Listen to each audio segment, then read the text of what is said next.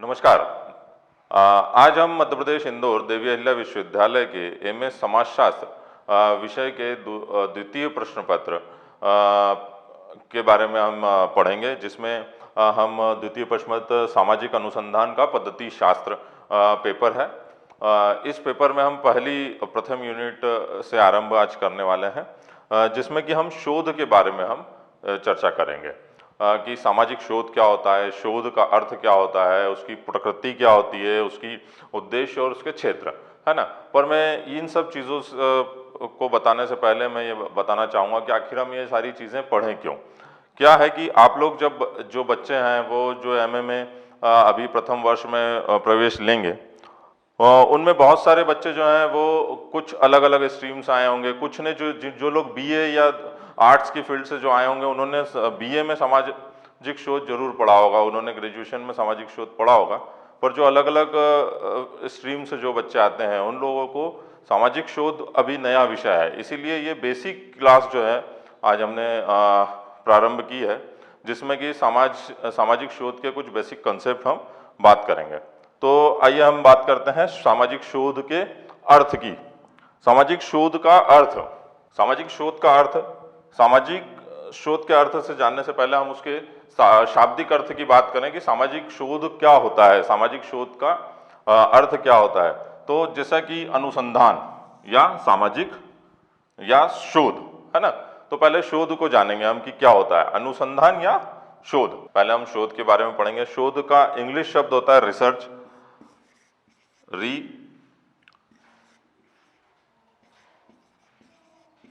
Search.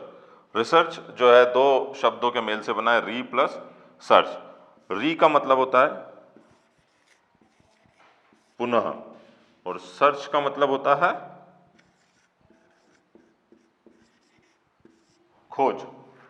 इससे मिलकर बना है रिसर्च। रिसर्च या अनुसंधान या शोध, इसको कहते हैं रिसर्च। रिसर्च यानी कि पुनः खोजना, बार बार खोजना। शोध में जो है हम कई बार क्या होता है कि शोध जो है दो तीन चीजें होती हैं शोध के लिए, जो हम बहुत सारी बार बात करते हैं कि भाई खोजना या फिर इनोवेशन करना, कुछ नवाचार करना, ये सारी चीजें हम शोध के माध्यम से ही करते हैं। डिस्कवरी करना या डिस्कवर करना, कुछ इनोवेशन करना, ये सारी चीजें शोध में ही शामिल होती हैं, है ना। अब आते हैं शोध के अर्थ पर कि शोध का अर्थ क्या होता है। ये तो शाब्दिक अर्थ हुआ शोध। कुछ शब्दों से हम बात करेंगे कि शोध क्या होता है या शोध को क्या अर्थ हम कैसे देखेंगे, है ना। तो पहला जो है इसके अंदर प्रश्न है कि शोध क्या है। शोध क्या है, शोध क्या है। तो शोध है, शोध ज्ञान का विस्तार है। शोध क्या है, शोध ज्ञान का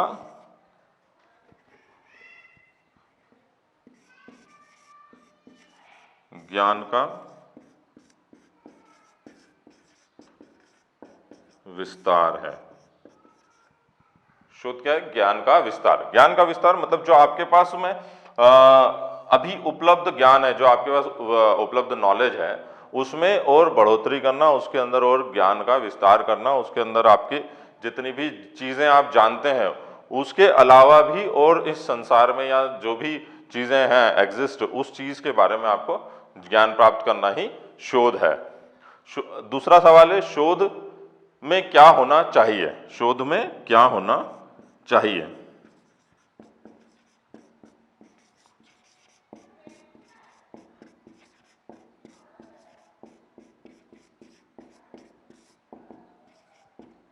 शोध में क्या होना चाहिए। तो शोध में होना चाहिए ज्ञान सीमा का विस्तार, ज्ञान की सीमा का विस्तार होना चाहिए।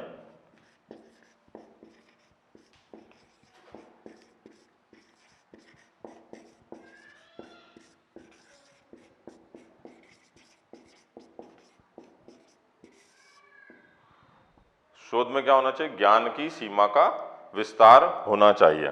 सीमा का विस्तार, सीमा का विस्तार होना चाहिए। जैसे कि हम लोग एक समय था जब हम पृथ्वी के कुछ हिस्से के बारे में जानते थे, फिर हमने जो है पृथ्वी के पूरे पृथ्वी की हम बात के बारे में जानने लगे, पृथ्वी कैसी है, पृथ्वी गोल है, चपटी है, इस विषय पे हमने जाना। फिर समुद्र के अंदर हमने जाना कि कितना गहरा है, हमने इसी प्रकार आकाश के बारे में जाना, चांद तक पहुंचे और आज चांद के भी बाहर हम जाने लगे। तो ये हमारी शोध की या हमारे ज्ञान की सीमा का हम निरंतर विस्तार करते जा रहे हैं, है ना।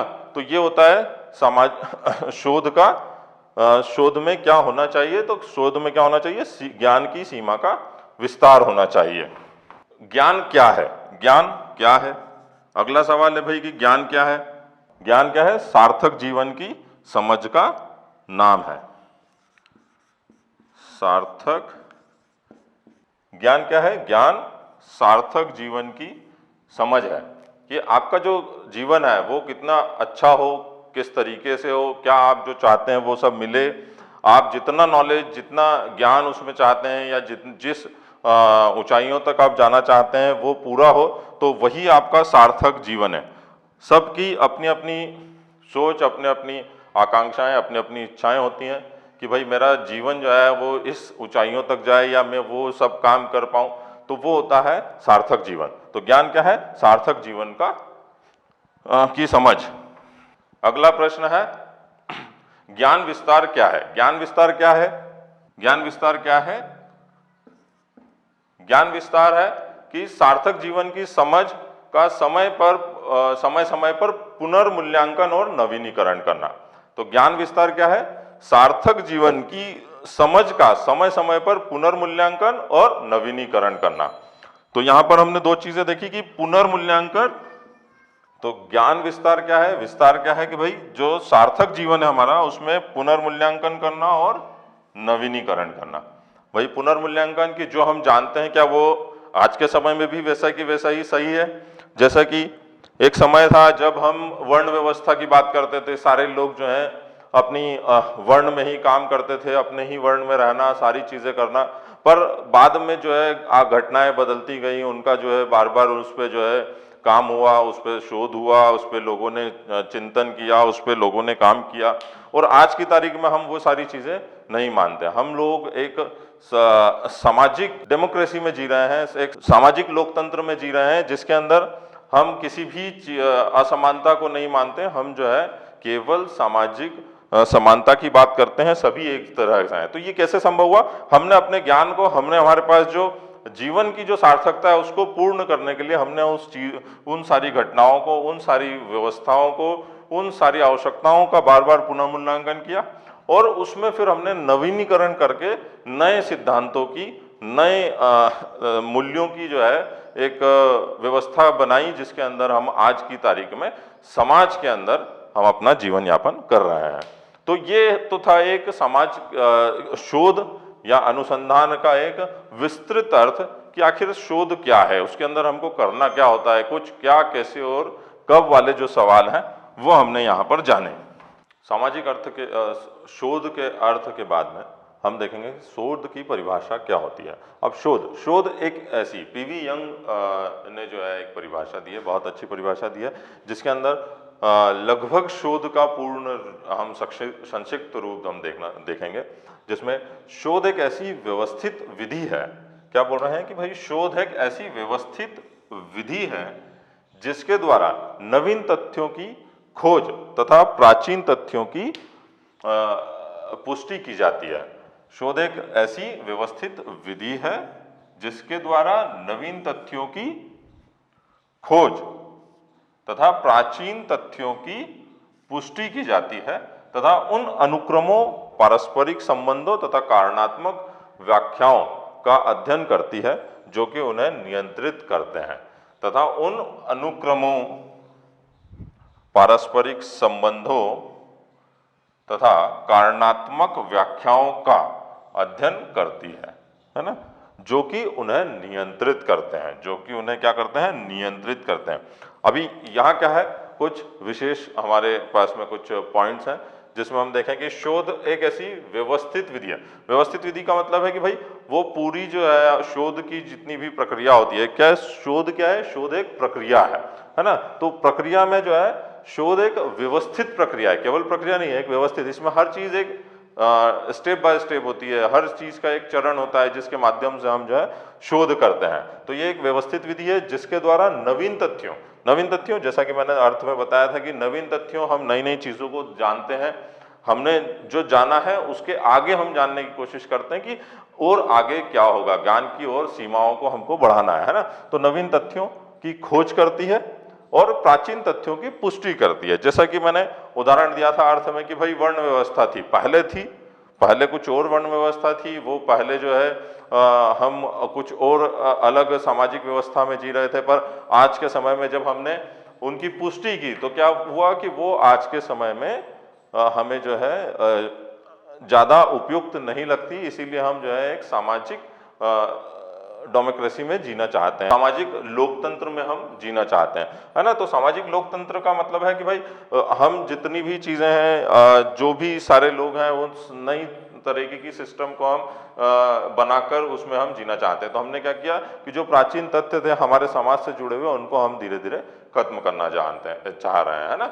और फिर क्या है, उसके तथा उन अनुक्रमों, पारस्परिक संबंधों और कारणात्मक व्याख्याओं। अनुक्रमों, पारस्परिक संबंधों, अनुक्रमों मतलब भाई उनका क्या अनुक्रम रहा, उनकी क्या हिरार्की रही, वो किस तरीके से उनमें परिवर्तन आया, उन सारी चीजों का हम अध्ययन करते हैं। पारस्परिक संबंधों को हम जानते हैं कि सारी घटनाओं में जो सामाजिक घटनाएं घटी, जो सामाजिक परिवर्तन हुए, उनमें क्या पारस्परिक संबंध थे और उनके अंदर क्या क्या कारणात्मक व्यवस्थाएं थी, उसकी क्या क्या कारण थे, उन सब चीज़ों को जानकर जो है उनकी व्याख्या करते हैं और उनका अध्ययन करते हैं, ठीक है। और जो कि उन्हें नियंत्रित करते हैं। और इन जो अनुक्रम है, जो पारस्परिक संबंध हैं, जो कारण हैं, उन सबको जो नियंत्रित करता है उसका हम इसमें जो है विस्तृत अध्ययन करते हैं, वो होता है शोध, है ना। तो ये थी पीवी यंग के अनुसार एक परिभाषा जिसमें एक विस्तृत रूप से हम शोध को हम जानते हैं। दूसरी परिभाषा है, तो एडवर्ड जी ने कहा है भाई कि शोध किसी प्रश्न अथवा समस्या या प्रस्तावित उत्तरों की जांच के लिए उत्तर खोजने हेतु किया जाता है।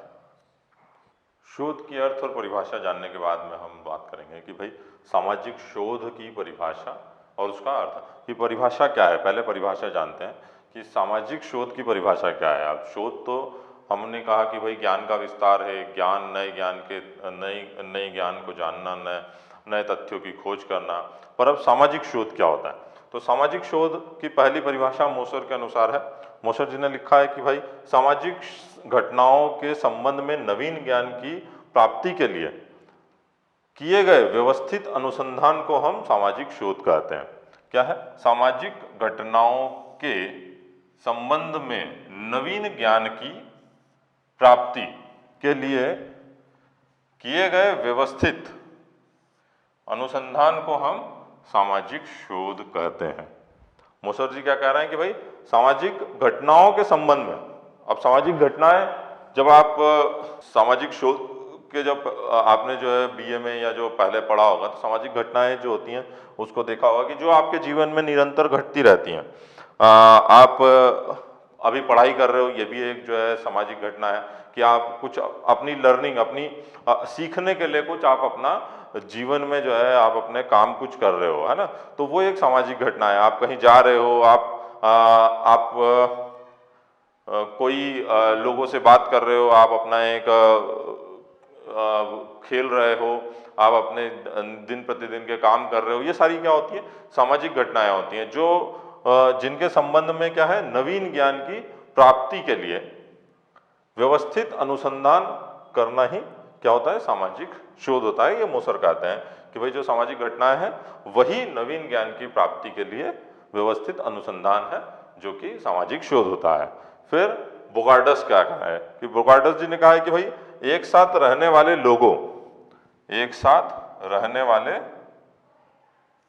लोगों के जीवन में क्रियाशील